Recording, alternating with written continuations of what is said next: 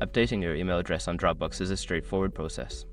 Follow these steps to ensure your account information is current. Step 1. Sign into Dropbox. Go to the Dropbox website or open the app on your device. Enter your current email address and password to log into your account. Step 2. Access account settings. Once logged in, locate your profile icon or initials in the upper right corner of the screen.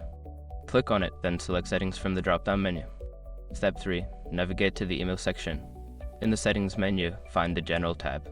Here, you will see your current email address listed along with an option to change it. Step 4. Change your email address. Click on the Change Email link. Enter your new email address in the provided field and confirm it by typing it again if prompted. Step 5. Verify your new email. After submitting the change, check your new email inbox for a verification email from Dropbox. Click the verification link in that email to finalize the update.